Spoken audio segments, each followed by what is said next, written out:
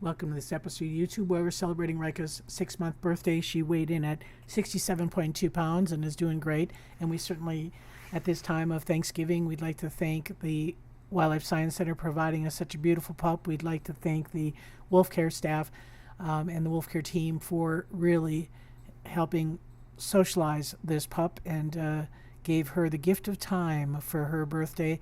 Abby spent a lot of time in the medical pen with her. And also we want to thank the donors and members and supporters who helped us meet and exceed our goal on Give to the Wolves Day last Thursday. So what we're just sharing here today is, like I said, some footage of the medical pen. This is an area that Rika tends to sleep. It has some good cover. It's well protected from the elements. It's got a nighttime surveillance camera.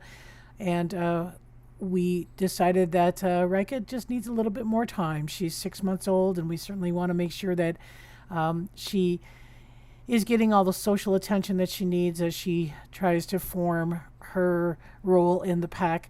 She is a young wolf pup, and so testing is part of the process for young wolf pups. So you may see Wolf Care staff setting some boundaries with her. We really want to make sure that she understands what's appropriate behavior and what's not appropriate behavior for a wolf pup. But this is a good time to be able to, check her over physically, to get her in a subordinate position, give her positive reinforcement for being in a subordinate position.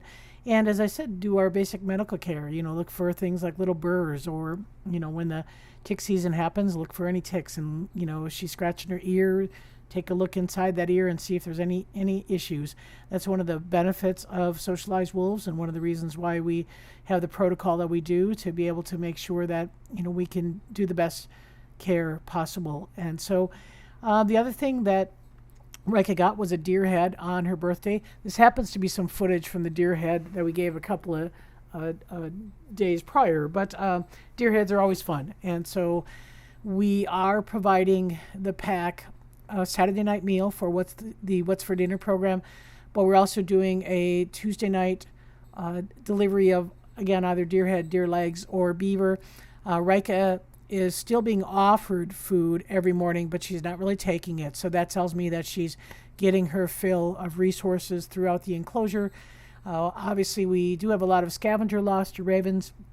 If you had any opportunity to take a look at Rail's project, they had a great publication about wolf social behavior, and maybe one of the driving forces behind wolf social behavior and pack size is to be able to consume food and not lose it to scavengers. So we think that's kind of interesting, because we certainly do see the more scavengers we have, the less food available. So we're always very cognitive of that. You might see us moving food under the eaves to try to reduce the amount that the ravens take. Ravens are more skittish around the windows when people are at the windows. But here we're seeing Grayson doing some very good social interaction. Still a little bit of anxiety for Rika when Axel comes up. He seems to be the one that she is most intimidated with. We certainly don't know what the future holds. We know that by January and February, she's going to start showing quite a bit more maturity. We also know we have some wild wolves on site, and I shared howling last week's YouTube, and we had it again this week.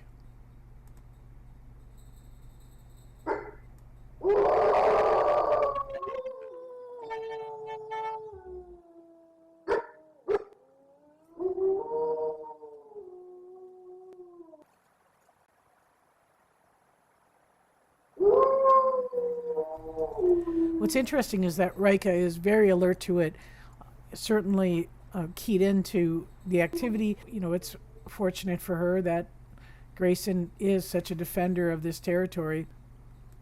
We are also thankful for every day we have with Grizzer. You see a little bit of that cloudiness in his eye, definitely using his sense of smell to investigate and really kind of understand his surroundings. Wolf Care will be here through the holidays, taking care of these ambassadors.